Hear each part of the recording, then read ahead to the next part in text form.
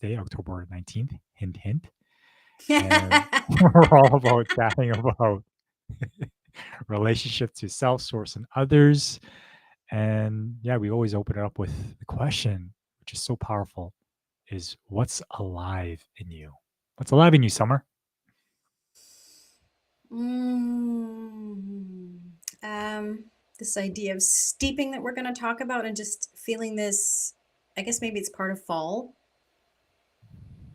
slowing down um,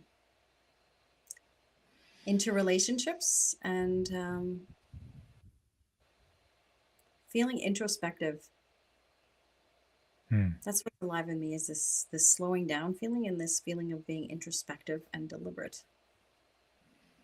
Hmm. Yeah. To and that's to counteract sort of some feelings of like not like, but feelings of um, self doubt that have that are coming up that are being Hmm. mirrored to me. And so I'm kind of like, okay, let's fully experience this, and I flit in and out of it to this real sense of centeredness and assuredness and confidence that Hmm. then reflects in my relationships. And as soon as I step into this self doubt, there's this icky feeling that I get that I need to be sitting in for now. Hmm. Yeah, that's what's alive in me right Hmm. now. How about you? Hmm. I'm steeping in some anxiety. I, I I always want to be prepared and set up the tech and everything, right? There always seems to be something off, man. Like, um, I'm I'm following the steps, and sometimes it works, sometimes it doesn't, and I'm just looking and wondering if it's actually streaming to our Facebook group or not. So it just kind of froze there. It says live video is starting, so that's what's alive in me is this confusion and irritation. Again, it's like sometimes it's just rolling the die on this stuff. It does seem Maybe I like need that. a stronger computer. So that's what I'm considering is a need for competence and effectiveness. That's what's alive in me, and also excitement about this conversation we're having today about steeping. Steeping. Hmm. Like tea, steeping like tea. Right? Like just sitting in it. Yeah. Yeah. Nothing to do, but just sit in it. Yeah. And steeping. What's alive in you in regards to steeping? Ah, let's see. That often, well, what's alive in me as I've talked to some of the people that we talk to in our Facebook group and other things is like, in relationships like you and I, there's an anxious person and an avoidant person. It's quite a common dynamic. Hmm. And both of them, it's a way to avoid steeping Hmm. in itself, right? When you're anxious, you want to get things done. You want to solve a problem. You want to chase after people. Come on, let's get this done. And this discomfort, I want to be close to you. And you're more or avoidant than I am. But I judge when people go away from things and from conflict, they feel okay in themselves because they don't have anyone else to report back to. Hmm. But they're also not steeping in the change, the desired change either. It's just kind of like this stalled, slow motion pause. The anxious one keeps repeating the same pattern by chasing, and the avoidant one is way over here, not wanting to engage in that anxious, sort of clingy energy. Yet our culture is one that is like, okay, solve this problem. Let's get it done. What is the problem? Let's fix it, whatever it is. Hmm. But sometimes I actually don't think there's a problem. I actually think the problem is the speed and the pace that we think people should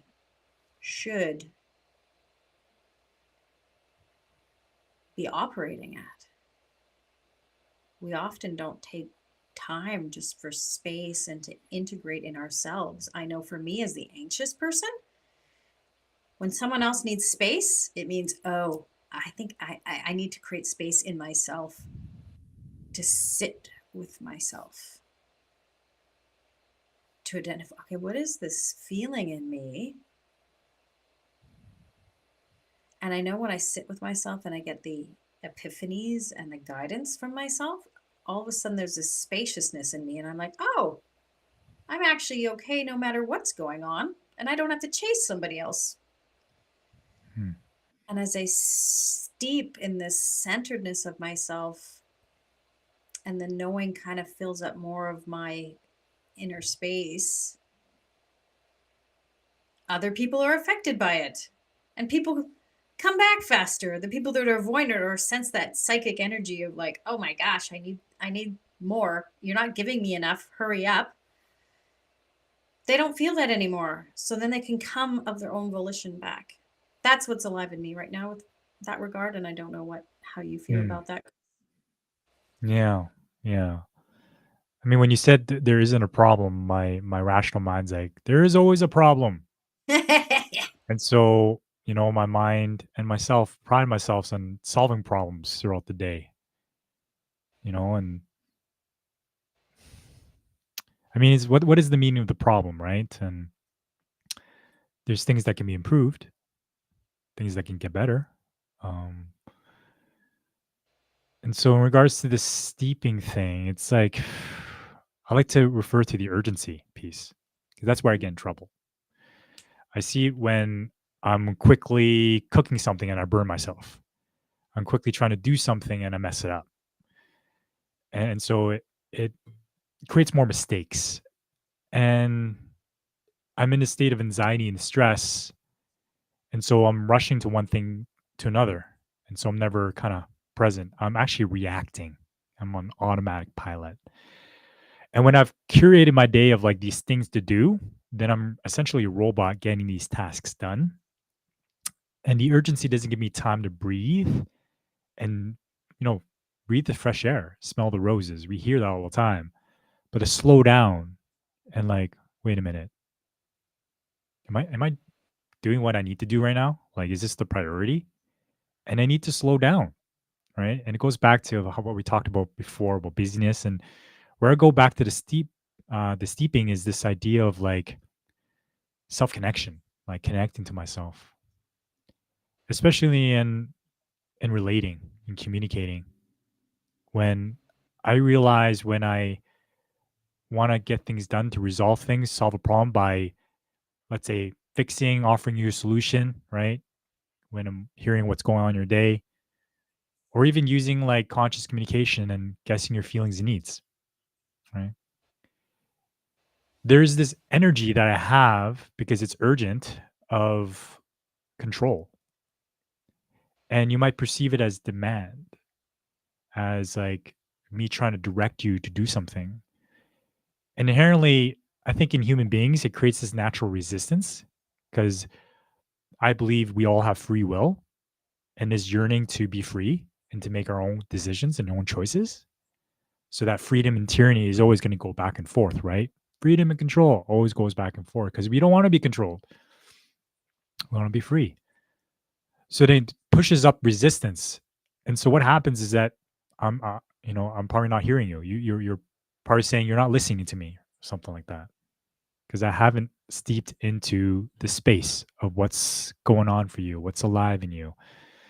And in the framework of conscious communications, for me to steep into your feelings and your needs and really connecting with that, not versus like being in my head, oh, this is what you feel, this is what you need. And I'm just following the mechanics of solving a problem, trying to fix you, versus wait a minute, let's slow down a bit. And then when you can feel that I'm feeling you, and when you can feel that I'm connected to your needs, then the artful timing of offering a strategy or even guessing the feelings and needs in those state may be more receptive, is what I'm thinking. So steeping is like taking time to feel and be in the experience for me. But what's coming from up for me is I'm going to ask you this question is, well, there's one side of the coin is like, man, I get how this works at home. You want to create harmony with your kids, with your partner, with your family. But I got no time to steep in this stuff at work. When we got deadlines, when we got things to do, when we're working in a fast paced environment where we're dealing with customer demands, we got to get going. We have no time to steep in this. We got to get stuff done. So, what would you say to that in regards to people that are in the work world, in the business world, that are like, steeping? Come on, let's go. Yeah. Let's be effective, right? Let's get direct to it. So, what do you say to that? Right. Well, kind of like you said, like people are like, okay, let's get going, let's get going. A lot of speed creates a lot of accidents. Um, like you saying, you burnt yourself. And it reminds me, I wanted to bring up this quote because I love this. Um, the inner psychological culture of speed, pressure, and the need for control mirrors the outer culture of efficiency and productivity. People are in a hurry to know, to have answers and plan to solve. We want more data, more ideas, and we want them faster, and we want them to tell us clearly what to do. And this comes out of Guy Claxton's book, Harebrained Tortoise Mind. And he says, since Isaac Newton's laws of physics were formed, the culture in science has been characterized by information gathering, intellect, and impatience, which creates an insensitive and hostile environment. Hmm. So I wonder, when people are in this hostile environment, whether it's at home or at work, how are our nervous systems? Are they actually firing at full capacity? I don't know about that. There's a lot of health problems. People are going on sabbaticals and taking leave and doing all these things. When you have to hire new staff, is that actually productive? Hmm. So it goes on to say, as we come to seek and wield external power, we come to view feelings as unnecessary appendages, like tonsils, useless but capable of creating pain and dysfunction. And this is Gary Zukov. The pursuit of external power has led to the repression of emotion. And I think this is a problem because human beings are energetic. And emotions are those things in our body, that electromagnetic signals that are our human GPS. And we've been pretty much taught to turn them off. And it causes so many health problems. And when we're not healthy, do we actually operate? Are we efficient? Are we productive? I don't think so. Hmm. We may numb ourselves Hmm. to keep Yeah. going, but I don't think we're truly productive. So that is Yeah. what I Yeah. say. Howdy, Yeah, Chris. I can definitely see how metrics can really measure like productivity and results and numbers in the short term of like Short do term, this, exactly. do this, do this, do this, Mhm. but not knowing how to measure like long term effects of like resentment and how that can lead to unproductive behaviors or sabotage, right? Or not feeling safe psychologically in the workplace. And so I'm sick, or I don't show up completely. I'm not fully present, or time wasted in meetings, right? Not being clear. So emotions are in the workplace, people. They are, whether you address them or not. It's the question of whether they create clarity on those emotions, on what's driving productive behavior or unproductive behavior, right? Yeah, I mean, what you said there about the ongoing resentments and things like that, or not feeling safe in the workplace. Well, people end up, there's quite a few lawsuits that happen. Lawsuits are expensive. And so, if we started addressing these things earlier, if we started really treating human beings instead of like cogs in the wheel, but as human beings, maybe we would actually get out of the rat race. This feeling like, Yeah. oh my God, I just go to work every day and then I just come home and I don't do anything. Like, it's an interesting cultural paradigm we're in. Mm.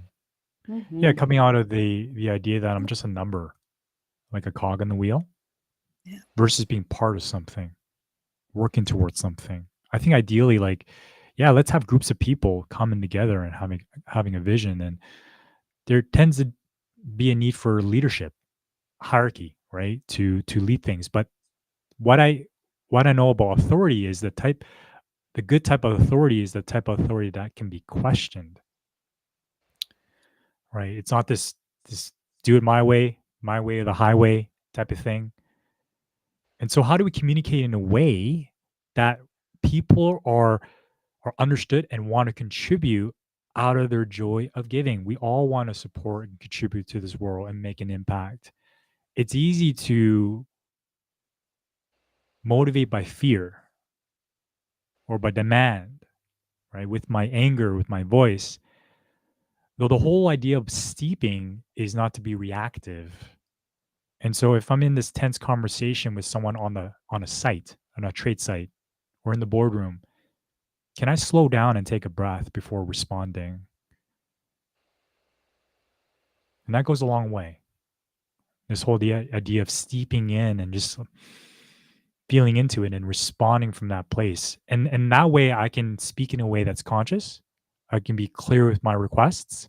I can use words that don't provoke defensiveness. And that just wastes more time, doesn't it? When we're bickering back and forth and we're trying to see who speaks louder to win the conversation. Yeah. So steeping just allows things to be more effective.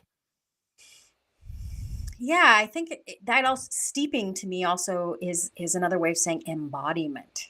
Mm, Like we can operate from here and think we know what we're doing, but do we apply it to our lives? And mm, embodiments and means embodiment. Ment means mind. It means the mind actually lives in the body. mm, And so many times we try to override stuff. Okay, well, I'm tired, but I'm just going to keep going. I'll drink another coffee. I'll numb these actual GPS systems that are telling me, oh, I need a rest, which means that we're not realizing actually that the body speaks to what's needed. There's a lot of numbing going on, whether through addictions or drugs or pharmaceutical drugs or all sorts of things, versus us being able to take the time. And you and I watched a very interesting movie. It was a very interesting movie recently. And it talked about these creatures that had these shrill voices. yeah, The Legend of Ocho. The Legend of Ocho. I was just like, oh, yes, I want to watch that one. I don't know why I want to watch that one, but I want to watch that one. And oh, there was these little creatures, and this woman was studying them. And movies tend to tell us the truth about some things when we watch them with some clarity. And she said, you know what? When these creatures speak and their emotions come through their voice and they are able to connect, miracles happen. And this is kind of like Avatar, where, all this violence and this shooting and the whatever of our common culture. And then the beings that come together to share in their own resonance and their own feeling start to become in harmony. And I know I see that with the people in the groups that we work with as we just sit in our feeling Mm, without the story or the judgment that goes with the feeling, as we allow ourselves to steep in it and embody mm, it. There's a yeah. whole different way of being that shows up. Yeah. Because the more I learn like nonviolent communication, at first I would read the book, right? And I got it. This is amazing.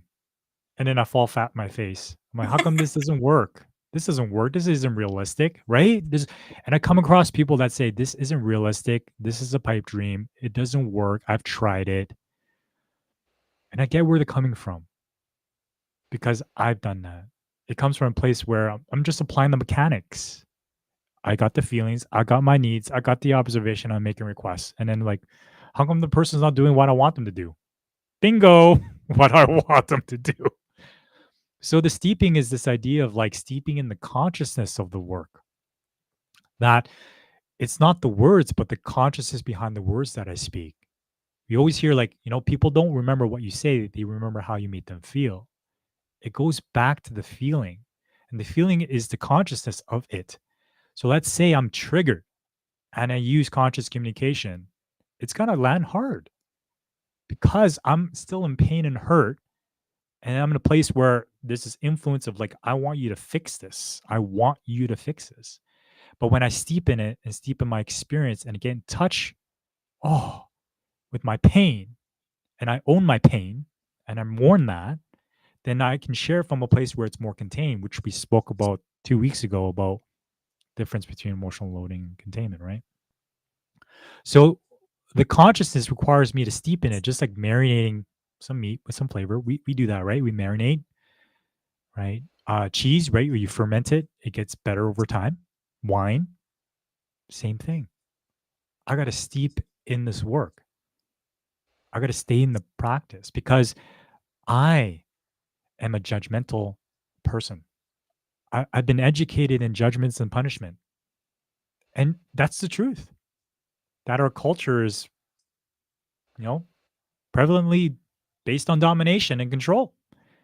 So, how long is it going to take me to unlearn that? Well, if I'm 42 right now and up to 42 years being educated on how to speak in judgments, right? Because I guarantee you never learn how to relate and connect with people in life giving ways in school or by parents.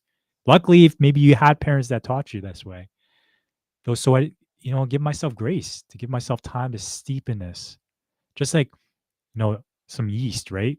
And you're pouring some lemon in it. Eventually, that lemon's going to make its way in the whole yeast, but it takes time. To make your So, sour bread rise, is that what you're talking about there? yeah, yeah. So really, it is a spiritual practice. Mhm.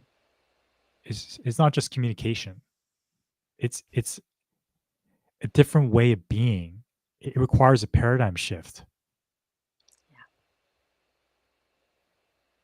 I think that's the primary shift as you're speaking, right? Steeping is really about being. We've been taught to be, and people have said this all the time, human doings. And in relationship, what does that look like? Do what I need you to do. You're not taking out the garbage enough. You're not blah, blah, blah, blah, blah. And we're usually, like you said, trying to solve a problem that we Mm, perceive. But we don't see the context or the paradigm that it's being created with. mm, And it kind of reminds me of Byron Katie's work a bit too. Loving what is. Why do we always want to make something not what it is? Why don't we steep in? Okay. mm, It doesn't take out the garbage. Huh. Let's sit here and just observe. And people will be like, well, the garbage is going to pile up and get stinky. Mm-hmm. And then what do you believe about the garbage piling up and getting stinky? The element that creates the discord in all relationships is the judgments and the stories and the psychic negative anger, resentment energy that is mm, projected that everybody can feel.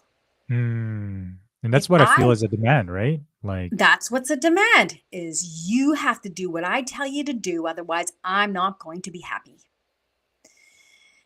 Back to the garbage example. If I sit there and I really like, wow, isn't this just interesting how the garbage piles up mm, and it does really smell. And if I either clean it up myself and take it out without resentment and I'm just curious about the whole thing, or I go away and I leave it and I'm just not resentful, I can bring it up. Hey, what do you think about this garbage? The key is no stories and no judgment, and then things shift and being super mm, curious about it. This instant you don't have a specific outcome in mind and you're curious about what's in the field and what's really going on for the other person inside themselves mm, versus what they are or they are not doing, but what they're feeling, shit starts to get done.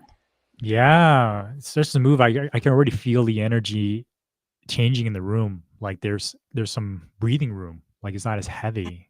And Breathing, breathing. and then my mind, right? My logical mind's like, oh, that makes sense. So let me figure out how to do this. Oh, whoopsies. Now I fall back into that trap of doing, right? Of trying to figure this out. And I'm in my head. That steeping is not a mental activity. It's not a doing activity.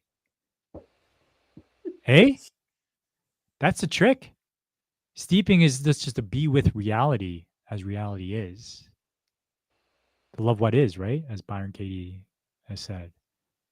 With no agenda, with no attachment. And then it starts to shift. Interesting, eh? Because my mind's racing of like what to do. How can I fix this? How can I solve this? It's like I'm trained to figure out like what's the strategy here? What's the solution? Because I want to be effective. I want to get things done quickly. It's my left brain, right? That's running the show, living in my head. Wait, I do have a right side of my brain too. How about using that? Using that together. Yep. Oh, just had a comment come in. Yeah. We have this idea that speed is the most ideal solution for everything for some Yeah. reason, right? Getting good grades, all of these metrics, but we can't measure feelings. So it gets tricky, doesn't it? But we can feel Mm. them. That's the thing. Hmm. Ah. Hello. Hey, Lena. Yes. See what's in the field. Don't just keep doing. Like, let's say we want to, cut the grass. Okay, I'm gonna get to cut the grass. I'm gonna keep cutting it. Oh shit, there's a little baby turtle in the grass. We don't pay attention to what's there. We're Mhm. doing at all costs. At all costs. It is costly too. What That's did Naomi interesting. I say? don't see the comments, but you do, eh? Oh, no, you don't see them? Oh, No. sheesh. This is so Shoot. interesting how Restream works. Okay. Naomi says, for me, I don't see it big below, and I don't think I can bring it up, but I can read them. Learning it's okay to take time to have clarity from what's happening from an embodied place. It takes time. Yeah, Marshall Rosenberg himself says, I can do what's quickly in my reaction. I can be quick with that. But he always says with nonviolent communication, take your time. And in positive intelligence work, anything that's really urgent is the sign of a saboteur. Anything we want to get done quickly means we're not seeing the situation for what it actually is. We're in a state of anxiety or a protector part. Hmm. And I know for myself, and Naomi, you helped me sort through this week, was I was blended with a part of myself. And I noticed that I was both anxious and controlling at the same time in relationship to my daughter. And I had to sit with it for a really long time until I realized, oh, and could feel the feeling again of being, actually, I'm okay. I don't need her to do anything. And whatever she's doing does not tell me that I'm a bad mother, does not tell me I'm a bad person. And that's Hmm. usually what happens when we're in a state of urgency. There's some story we're believing about ourselves that we're not worthy of attention and we're not worthy of love, and therefore we have to fix it so that we feel better. That's typically why we're making people rush to do things. It's so that we feel better. And it's usually from a place of trauma. And the person doesn't have anything to do with your trauma. And they resist and they don't do what you say because they don't want to buy into that. The more people try to accommodate someone who's coming from a place of trauma, the more you believe your trauma. Yeah, you kind of reinforce the story. You reinforce the story. So it's actually good people don't do what we tell them to do, but it doesn't feel like it. in the beginning. It doesn't feel like it, especially when we're not um, steeped in this type of relating. Yeah. Yeah, I want to use an example of like, my journey and just deepening my nonviolent communication practice and learning and being a hyperachiever saboteur of like, I want a certification. I want to get this done. I want to be worthy, right? I'm like reaching out to these MBC trainers and like, how do you get certified? Yeah. And they took their time with me, right? And at times the process is quite long. It's over 2, 3 years, right? And I'm like, damn, that long? Because there's a part of me that just wanted to get certified like immediately. What can I do to just check off things so I can prove that I can do this? And I've completed. You can you can trust me to know MBC, right? And it comes from a place of like my head. And the idea with what Marshall was saying that MVC is a spiritual practice is that it takes time to really embody the essence of conscious communication. And so I noticed a lot of other people that are on this path to get certified are asking these trainers the same question. And these trainers have actually the same response. They're kind of responding back to like, well, in my journey, it was more of a passion. I started wanting to learn this because I wanted to resolve a conflict with my daughter or with my mom, right? And then I ended up getting in touch with this consciousness that it showed me that heaven on earth was possible when we can relate and connect in this way. We now have the language, the structure of the language to connect in this life giving way. Though it's not just that, I got connected and I was touched and moved by the consciousness behind it. So that's why we see a lot of people returning, craving these spaces because it is a glimpse of heaven on earth when we can actually give each other this quality of presence that heals, right? Though when I'm out there, when I'm back with my family, I'm back into a work environment where the culture hasn't changed. It's so easy for me to be pulled back into my saboteur thought patterns and behaviors. So for me to get certified by just completing a piece of paper or completing a few courses doesn't really mean anything because I'm not embodying the consciousness that requires me to steep in it. So going back to that trainer, the trainer is like, yeah, so I just ended up taking training after training, practicing in intensives, doing the work, embodying it, teaching it. And then I had a colleague ask me, hey, you ever think about getting certified, for example? And the person's like, not really, but why do you why do you say that? Well, I think you have enough hours already. You might want to check. And they checked and they were way over the hours. So it didn't end up being the goal. It actually shifted my intention because my initial goal was let's get certified. Right. And then going through the steps, which felt so heavy for me. It did. It felt like another thing to do, like a task to check off. And when I'm in that space of trying to check something off, I speed through it because it creates anxiety. I just want to check it off. But once I shifted into those spaces and I really felt what she was telling me, is being in touch with this consciousness, I actually enjoyed my time in it and actually loved to continue it. And now it's part of my lifelong learning piece, right? That's not my focus anymore. My focus is to steep in it. It's like, what do Well, I isn't do that the behind closed doors? yeah, and the irony is because when we're focused on the end goal, it seems like it takes a long time. Yeah, When we're yeah, it focusing does. on steeping in it and really enjoying our time with what's happening right now, Yeah, you're like, "Oh, really? I have the hours already? I'm already done? Wow, time goes by," right? It's like when we paint and we're just immersed in our experience of whatever mhm, our experience is, including the example of the garbage that I set up. All of a yeah, sudden, time seems faster. When we're not worried about time, it seems faster. It's just such the irony and the paradox of this stuff. yeah. It's just to have this acceptance that in order to get good at something, to master it takes time. And it speaks to the culture of wanting to get things done quickly.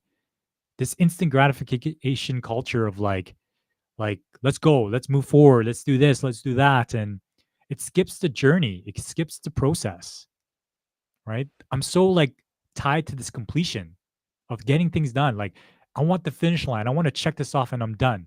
But what happens? There's another thing that shows up. So I'm never done. And it's actually a type of suffering.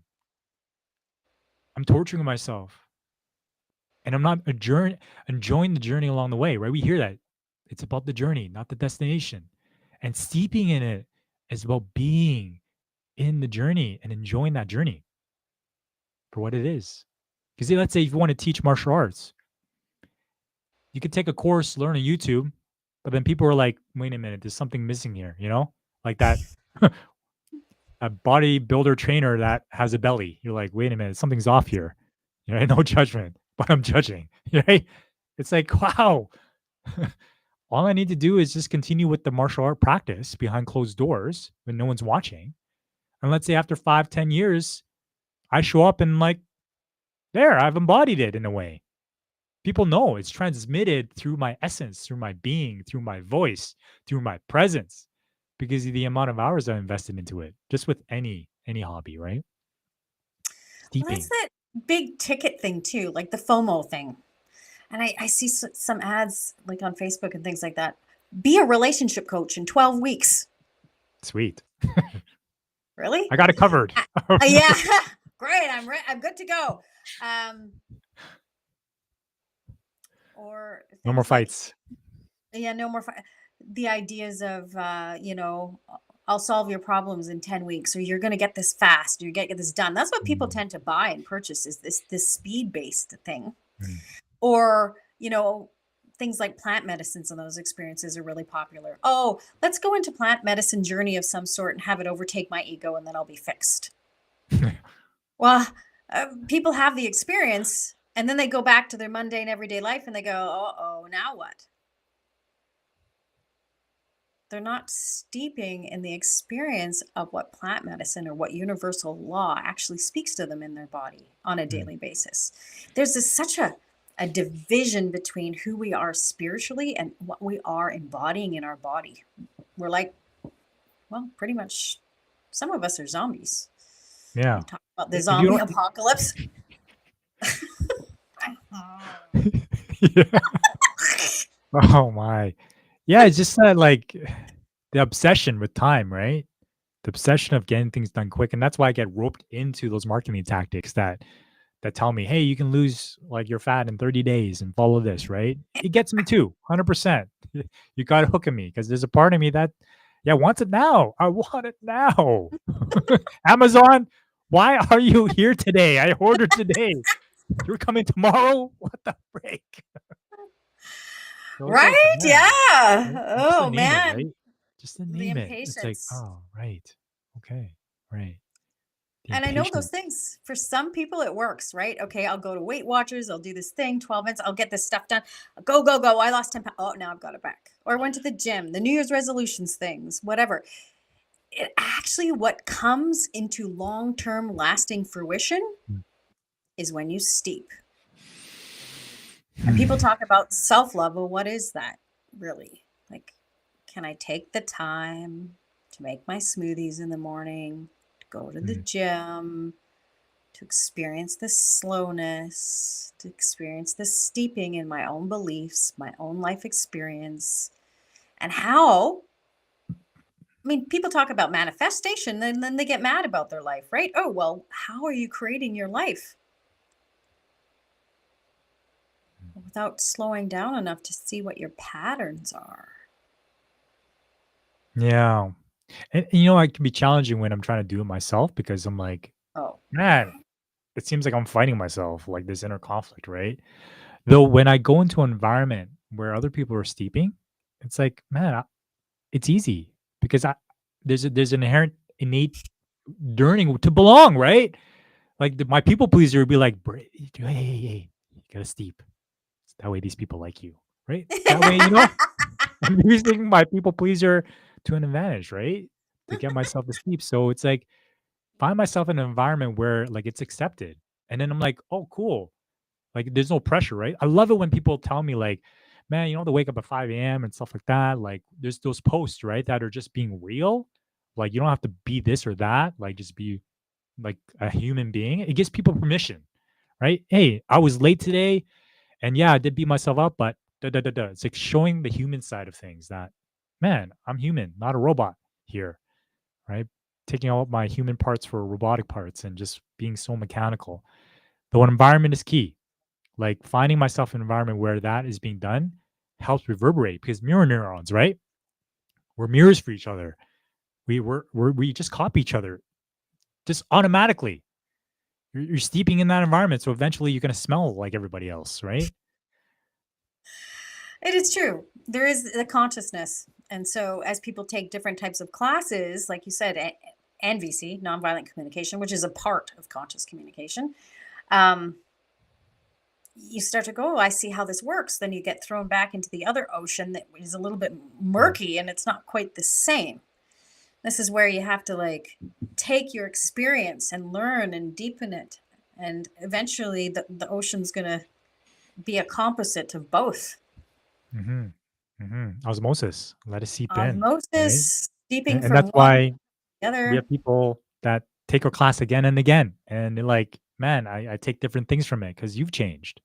You're deepening in the learning, you're embodying it," or the containers that you hold for your woman, right? Where you're steeping in that. Well, and I think it's also divine timing. You know, people want to force and fix things versus, okay, well, how do I let my loved one grow in their own time? Or as our friend Gary Murphy says, love, LOVE, stands for letting others voluntarily evolve.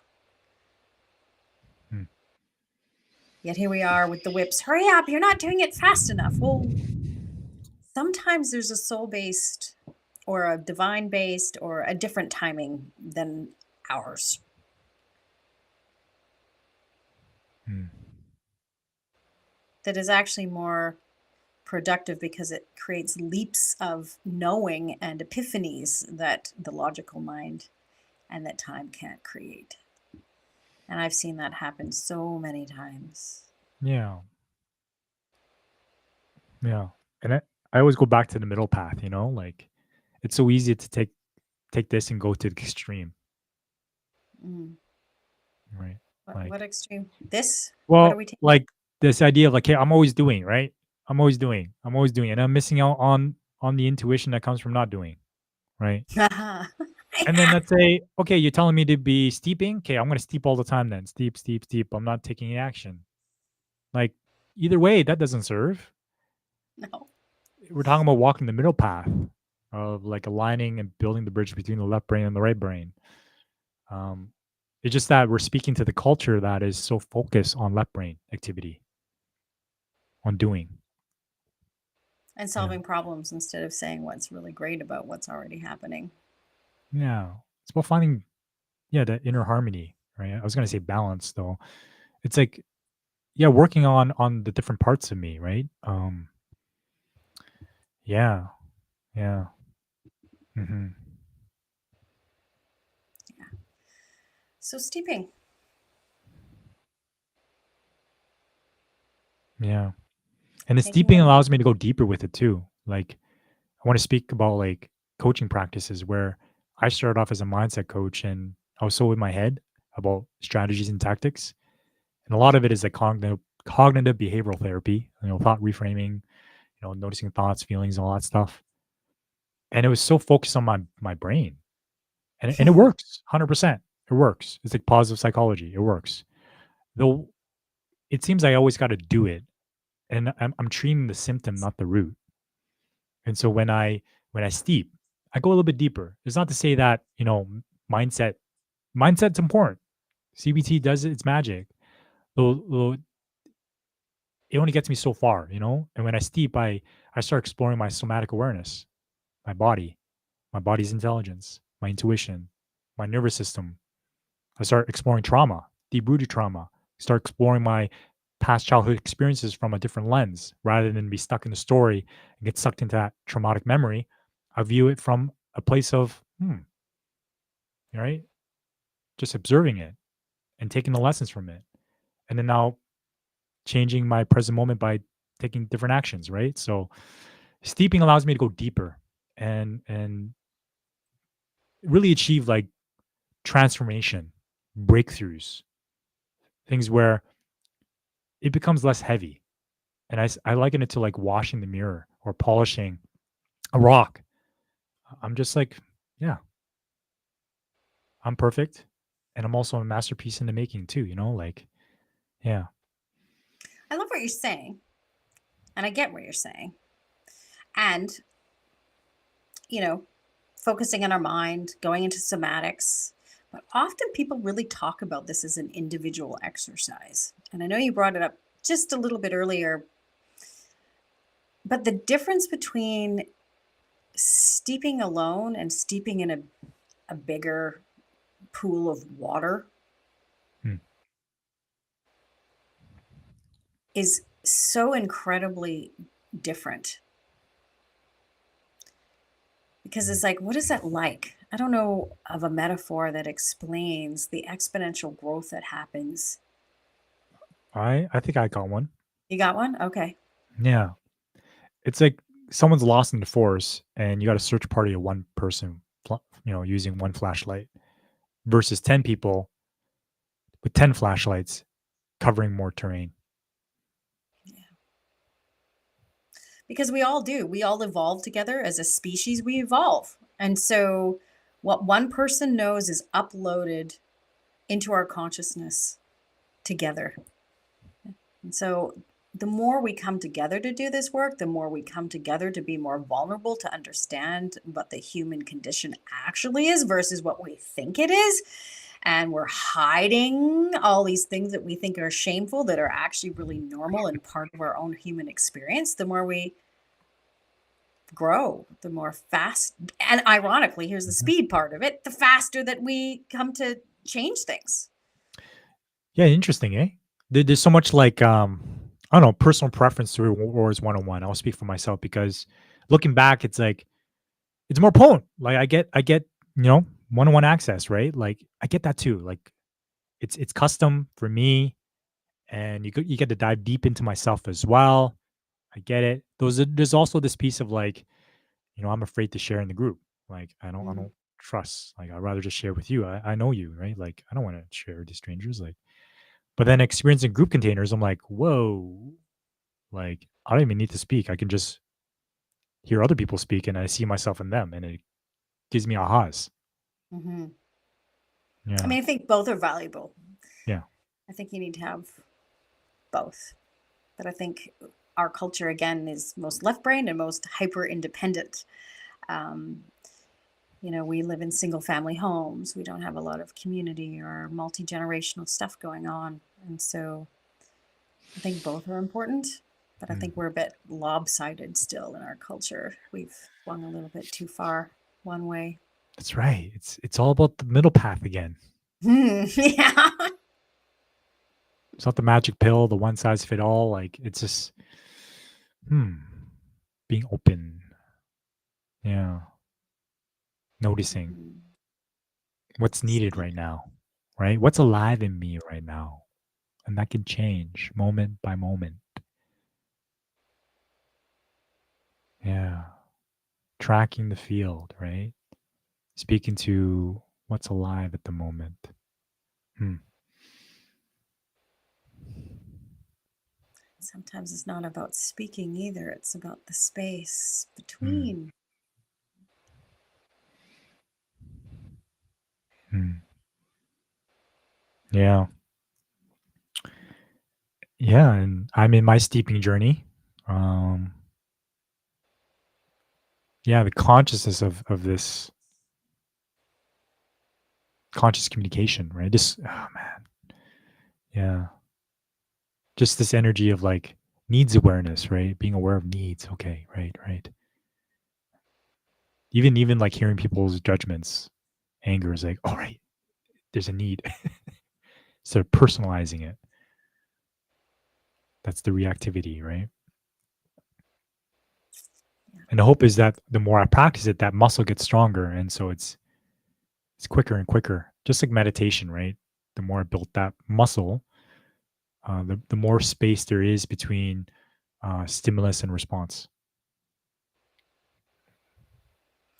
Yeah, space. I like it. We always want to do things faster. And the way you can do things faster is by creating more space.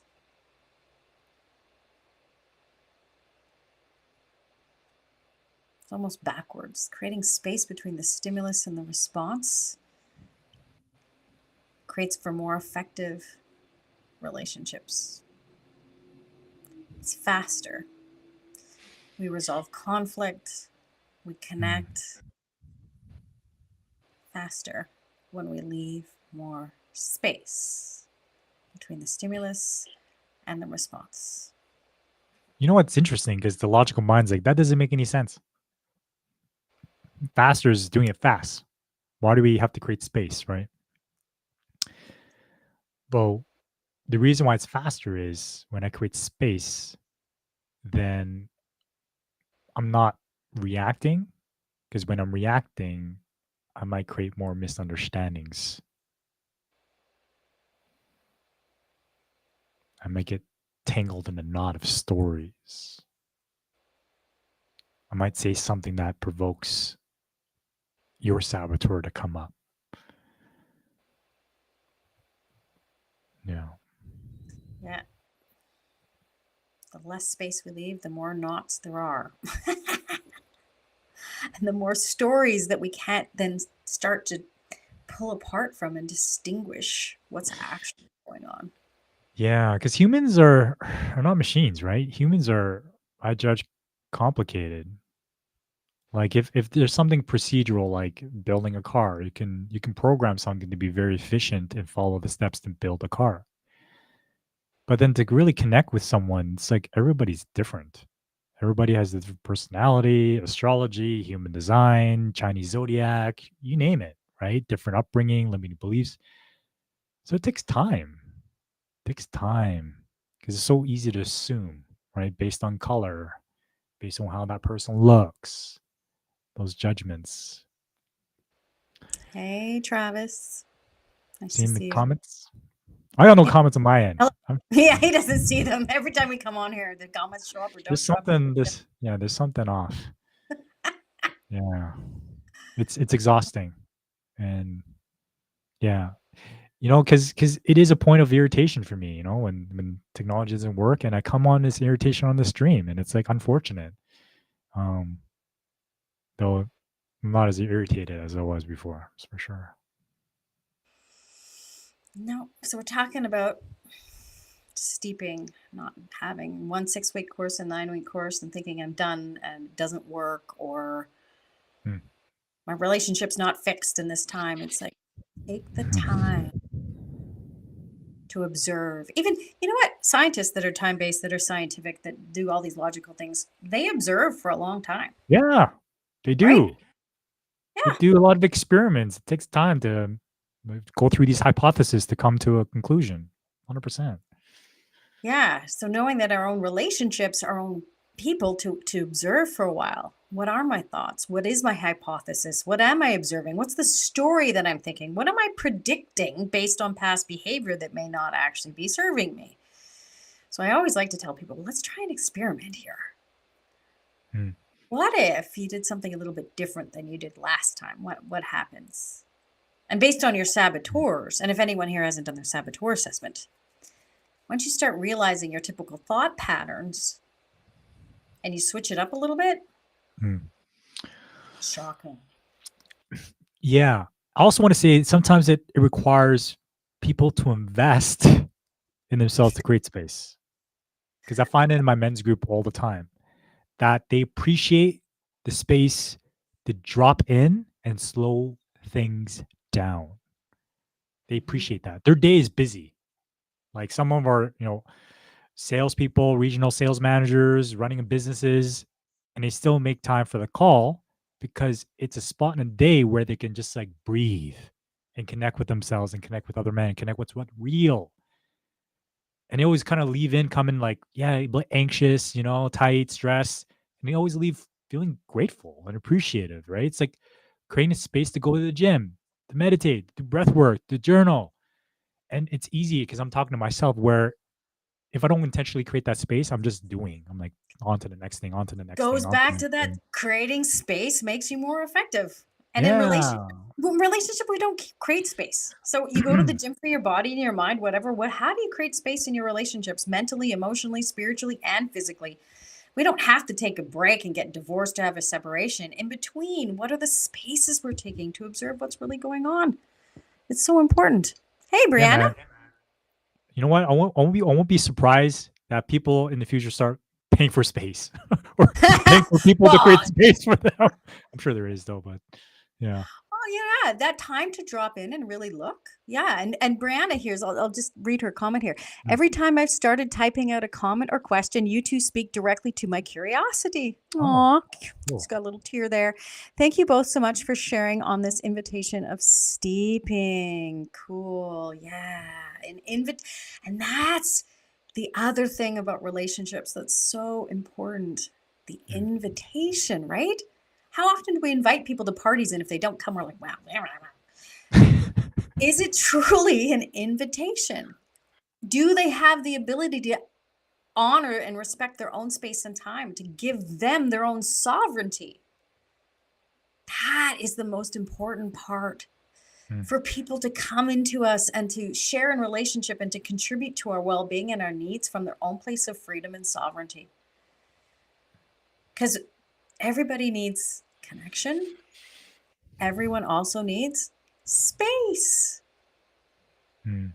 And when we don't get space, we start to malfunction, whether it's at work or in a relationship. And if we're always tightly packed, we don't have time to recalibrate to come back to what's actually natural for us.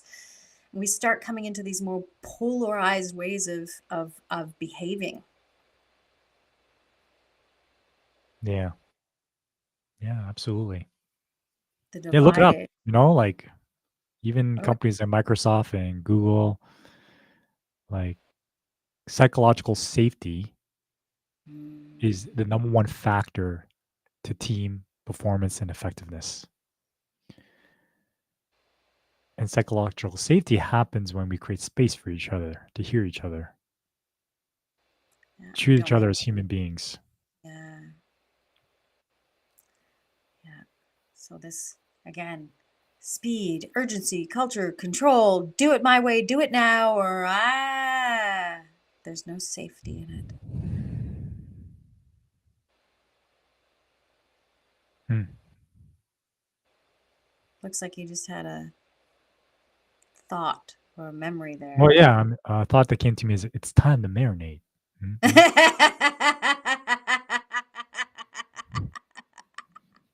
Mhm. are you gonna marinate yourself in? Just the space right now.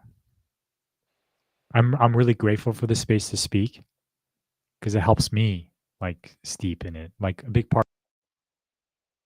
Uh-oh. Oh, you cut out there. You're being granted the space you wish for. He's frozen. Oh, yeah, you're delayed in cutting out. So I guess this prompts the ending of this get resourced. Andre's getting the time that he's asked for. He looks frozen. So thank you for joining us. We'll be here again next week. Please like, comment, and follow our YouTube channel as we get into more of this steeping over time. Yeah, it is funny, isn't it? Looks like he's blinking now. Are you alive? Can he speak now? Oh, no, he can't. He's waving. Okay.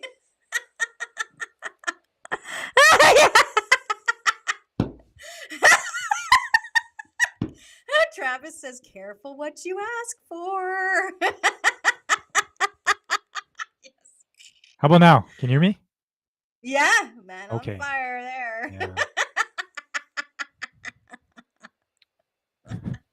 This Perfect technology ending. sometimes, man. Yeah. Anyways, time for some space. Space from I need space from Restream. And technology. Yeah. Connect with us yeah, next week. I'll catch up with the comments. Peace. Bye, everybody.